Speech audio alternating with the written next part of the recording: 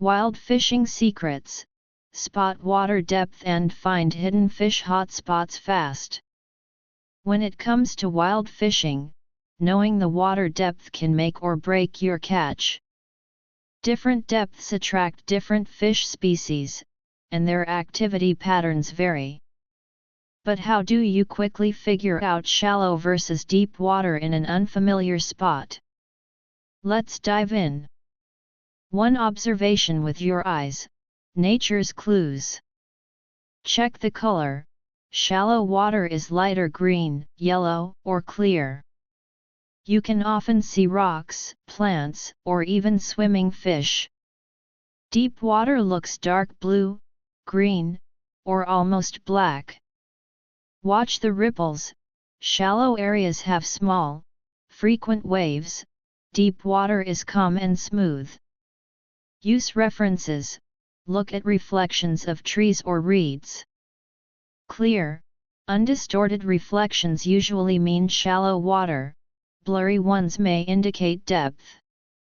Throw a small stone. Splashy, crisp sounds mean shallow. Dull, muffled sounds signal deeper water. 2. Tool-assisted methods. Tech helps you locate fish. Fishing rod depth check. Attach a weight or heavy bait.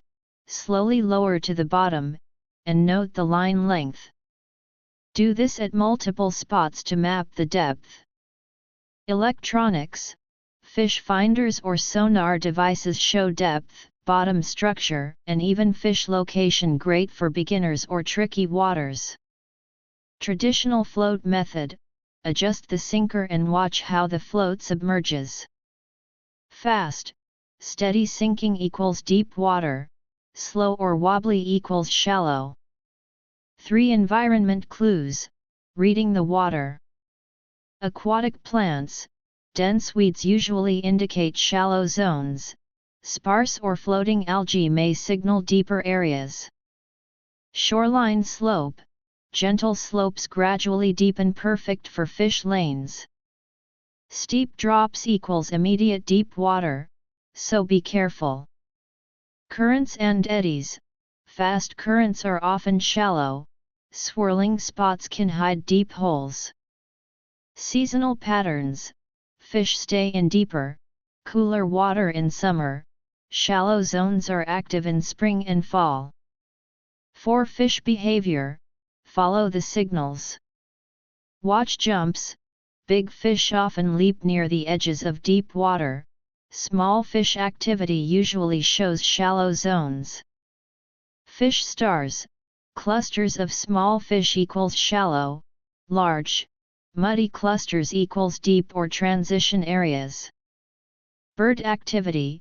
Birds feeding frequently indicate fish and moderate depth. 5. Practical tips. Avoid pitfalls.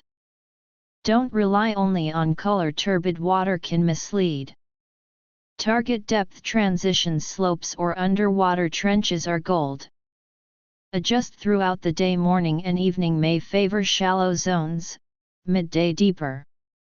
Safety first. Be cautious near steep banks or slippery rocks, especially in deep water. There's no one-size-fits-all formula for reading water depth.